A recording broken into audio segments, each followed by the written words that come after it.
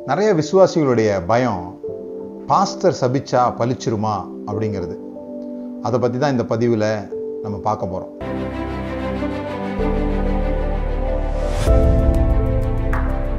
நிறைய நேரத்தில் நான் சுற்றுப்பயணம் செய்து ஊழியம் செய்யும் பொழுது நிறைய பேர் என்கிட்ட பல குறைகளை சொல்லுவாங்க. அப்போ நான் அவங்ககிட்ட கேட்பேன், நீங்கள் வேறு சர்ச்சுக்கு போக வேண்டியதானே, ஏன் இவ்வளோ கஷ்டத்தோடு கூட சங்கடத்தோடு இங்கேயே இருக்கீங்கன்ட்டு. பெரும்பான்மையானவங்க என்கிட்ட சொன்ன விஷயம், பாஸ்டர் சபிச்சிருவார். ஏன்னா அவங்களுக்கு தொடர்ந்து சொல்லப்படுறது அவங்களுடைய சாபம் வல்லமை உள்ளது, சபிச்சிட்டாருன்னா அது அவங்களுக்கு பலிச்சிரும் அப்படின்னு சொல்லி.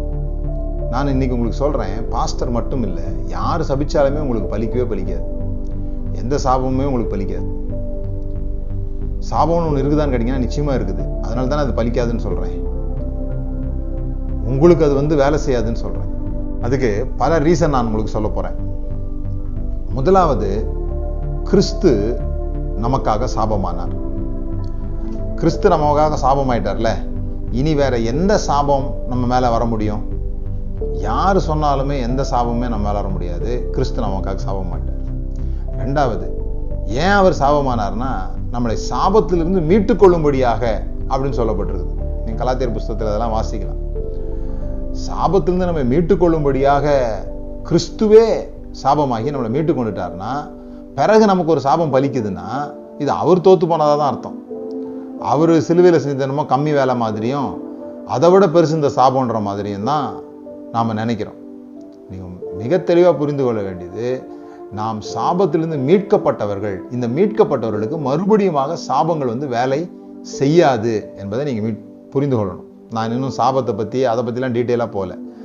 யாராவது உங்களை சபிச்சா அது பாஸ்டராகவே இருந்தாலும் சரி, உங்களை தாக்காது என்பதை சொல்வதற்காக தான் இதை நான் சொல்கிறேன். நிறைய பேர் இந்த விஷயத்த சொல்லுவாங்க, மிரியம் மோசேக்கு விரோதமாக பேசுனதுனால மிரியமுக்கு குஷ்டரோகம் வந்துருச்சு அப்படின்னு சொல்லுவாங்க. இதில் கவனிக்க வேண்டிய விஷயம் இதுதான், மோசே மிரியமை சபிக்கல. மோசே மிரியமை சபிக்கல. தலைவர்களை எதிர்த்தா அவங்களுக்கு குஷ்டரோகம் பிடிக்கும்ன்றதை காண்பிக்கிறதுக்காகவும் தேவன் அவர்களை குஷ்டரோகமா கொண்டு வரல. நல்ல தலைவர்கள் யாரு?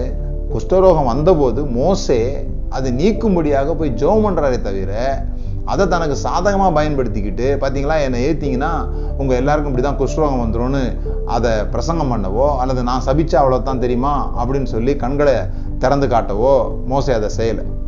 அதை நம்ம புரிந்து கொள்ளணும். அதே போல் தலைவர்களை எதிர்த்த ஒவ்வொரு முறையும் அவங்களுக்கு குஷ்டரோகம் தான் வந்துச்சு அப்படிங்கிறதுக்கும் வேதாகமத்தில் ஆதாரம் இல்லை. இன்னொரு விஷயம் என்னன்னு சொல்லி சொன்னால், அங்கே மோசே தேவனால் ஏற்படுத்தப்பட்ட தலைவன். தேவனால் ஏற்படுத்தப்பட்ட தலைவன். அவரை எதிர்த்துட்டு வெளியே போய் இன்னொரு தலைவரை அவங்க சூஸ் பண்ண முடியாது. ஏன்னா இருக்கிறது ஒரு தலைவர் தானே. அவருக்கு விரோதமாக கலகம் பண்ணிட்டு வெளியே போய் இன்னொரு தலைவரை அவங்களால சூஸ் பண்ண முடியாது. ஆனால் இன்னைக்கு இருக்கிற சூழ்நிலை அப்படி கிடையாது. தெருவுக்கு 4 சபை இருக்குது, தெருவுக்கு 4 தலைவர்கள் இருக்கிறாங்க. அப்படிங்கும்போது இதில் தேவனால் ஏற்படுத்தப்பட்ட தலைவர் யாரு? எல்லாருமே தேவனால் ஏற்படுத்தப்பட்டவங்க தான். இங்க தேவன் என்ன கொண்டு போய் நீ இவருக்குள்ள தான் இருக்கணும்னு சொல்லலை. தேவன் தலைவர்களை ஏற்படுத்தி வைத்திருக்கிறார், நான் சூஸ் பண்ணிக்கிறேன். இங்க இந்த சூழ்நிலைக்கு சொல்றேன், 2000 சொல்றேன். நான் தான் தலைவர்களை சூஸ் பண்றேன். தேவன் எனக்கு இவர் தான் அவங்க தலைவராக இருக்கணும்னு சொல்லி மிரியமுக்கு மோசையை நியமித்தது போல இங்க யாரையும் எனக்கு தலைவராக நியமிக்கல. இன்னும் சொல்ல போனா இங்க தலைவர் பதவியே இல்லை. நாம எல்லாரும் ராஜாக்களும் ஆசாரியர்களுமாக இருக்கிறோம். நமக்கு ஊழியம் செய்வதற்காக சிலரை தேவன் தெரிந்து கொண்டிருக்கிறார். தலைவர்களாக இருப்பதற்காக அல்ல, நமக்கு ஊழியம் செய்வதற்காக தேவன் சிலரை தெரிந்து கொண்டிருக்கிறார். ஆனா நம்ம எல்லாரும் ஈக்குவல் பொசிஷன்ல இருக்கிறோம். யாரும் யாரையும் மிரட்டுறதுக்காகவோ யாரையும் சபிக்கிறதுக்காகவோ இங்க இல்லை. ஒருத்தர்கிட்ட நான் கேட்கிறேன், அவர் கேட்கும்போது சொல்றாரு, நான் ஏன் சபையை விட்டு வெளியே வரலன்னா அவர் என்ன சபிச்சிருவாருன்னு. நான் சொன்னா அந்த ஒரு ரீசன் போதும் நீ அங்கிருந்து வெளியே வர்றதுக்கு. இந்த பயத்தோடு கூட இந்த எண்ணத்தோடு கூட நீ ஒரு இடத்துக்கு போறேன்னு சொல்லி சொன்னா அது உனக்கு நன்மையாகவே இருக்காது, ஆசீர்வாதமாகவே இருக்காதுன்னு சொன்னேன் நான். சில பேர் எலியா கதை எடுத்துப்பாங்க. மொட்டைத்தாயா ஏறி போன்னு சொன்னோடனே கரடி கடிச்சிருச்சு, அப்புறம் 50 பேரை நெருப்பை விட்டு இறக்கி கொன்னுட்டாரு. இதெல்லாம் இயேசு ஒரே வார்த்தையில மாத்திட்டார். நீங்கள் இன்னும் ஆவி உள்ளவர்கள் என்று அறியீர்களா அப்படின்னு சொல்லி இயேசு மாத்திட்டார். சில பேர் எதை சொல்றாங்க, அனனியா சப்பீரார் கதையை சொல்றாங்க. அனனியா சப்பீரார் கதையில பேதுரு அவர்களை சபிக்கவே இல்லை, செத்துப்போன்னு கூட சொல்லலை. பரிசுத்தாவிக்கு விரோதமா பொய் சொல்லிட்டீங்களேன்னு சொன்னார். அவ்வளவுதான். இவனுங்க ஹார்ட் அட்டாக்ல செத்து போயிட்டானுங்க. இவரு சபிக்கவும் இல்லை, சொல்லிட்டதுனால நீ சாகதான் செய்யணும் அப்படின்லாம் ஒன்றும் சொல்லலை.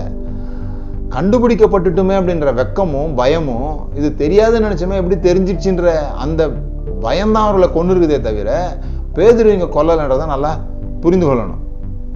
அப்போ நீங்க இதெல்லாம் சபையை விட்டு போறதுக்காக சொல்லப்படுகிற சாபங்கள் இல்லைன்றதையும் ஒரு வகையில புரிஞ்சுக்கிட்டே வருவீங்கன்னு நினைக்கிறேன் நான். ஏன்னா இப்போ இருக்கிற சபை செட்டப்பே அப்போ கிடையாது. அப்போ ஒரு சபை, எபேசுனா ஒரு சபை தான் இருந்துச்சு, பிலிப்பியர்னா ஒரு சபை தான் இருந்துச்சு. இப்போ இங்க தெருவுக்கு 4 சபை இருக்குது. ஆகவே இதெல்லாம் சொல்லி மக்களை மிரட்டுகிறவர்கள் நல்ல தலைவர்களாக இருக்க முடியாது. ஏன்னா பைபிள் தெளிவா சொல்லுது, நாம ஆசீர்வாதத்தை சுதந்திரிக்க அழைக்கப்பட்டிருக்கிற அப்படின்னால நாம ஆசீர்வதிக்கணும். யாரையும் சபிப்பதற்கு இங்க உரிமையே யாருக்கும் என்ன பண்ணப்படலை, கொடுக்கப்படலை. ஏன்னா அது வேலை செய்யாது. வேலை செய்யாததுக்கு எதுக்கு உரிமை? ஒருத்தர் என்கிட்ட சொன்னாரு, அணிலால் சப்பீராளுக்கு பேதுருவை பார்த்தோன்னே ஒரு பயம் வந்துச்சே, அதுபோல நம்மளை பார்த்து ஏன் பயம் வர மாட்டேங்குதுன்னு கேட்டாரு. நான் சொன்னேன், இந்த கேள்வியை பேதுரு நிழலெல்லாம் அற்புதம் நடந்துச்சே, நம்ம நிழல ஏன் அற்புதம் நடக்கலன்னு கேட்கலாம்ல. அந்த ஒரு நல்ல விஷயம் இருக்கும்போது அது ஏன் நடக்கலன்னு கேட்காம ஏன் யாரும் சாகலன்னு ஏன் கேட்டுட்டு இருக்கிறீங்க அப்படின்னு சொன்னேன். அப்ப நீங்க புரிந்து கொள்ள வேண்டிய 3 காரியங்கள் சொல்லி நான் முடிக்கிறேன். 1, நாம எல்லாரும் ஆசாரியர்களும் ராஜாக்களுமா இருக்கிறோம். நாம எல்லாரும் ஆசாரியர்களும் ராஜாக்களுமா இருக்கிறோம். 2வது, இங்க லீடர்ஸ் இல்லை, இங்க சர்வன்ஸ் தான் இருக்கிறாங்க. இங்க ஊழியம் செய்கிறவர்களே தவிர தலைவர்கள் இல்லை.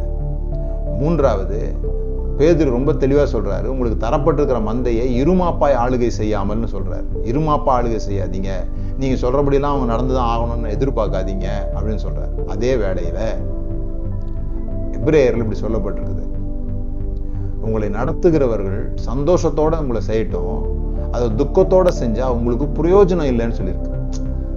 No use. அவங்க என்ன சொல்றாங்களோ அதை நீங்க கவனிக்க போறதில்லை. அவங்க சந்தோஷத்தோட செஞ்சாதான் உங்களுக்கு கவனம். அப்ப என்ன பண்ணலாம்னு சொன்னா, உங்களுக்கு பிடிக்காத இடத்துல ஏன் இருக்கிறீங்க, வேற இடத்துல போய் பிடிச்ச இடத்துல போய் முழு மனதோடு ஈடுபடுங்க. பிடிச்ச இடத்துல போய் அவங்கள சந்தோஷப்படுத்துங்க. இவங்களை சந்தோஷப்படுத்த முடியல, அடுத்த இடத்துக்கு போங்க, அவங்கள சந்தோஷப்படுத்துங்க.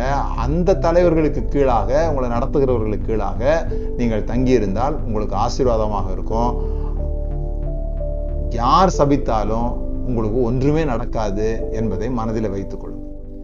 சாபத்துக்கு பயந்து சங்கடத்தோட ஒரு இடத்துல இருக்காதீங்க.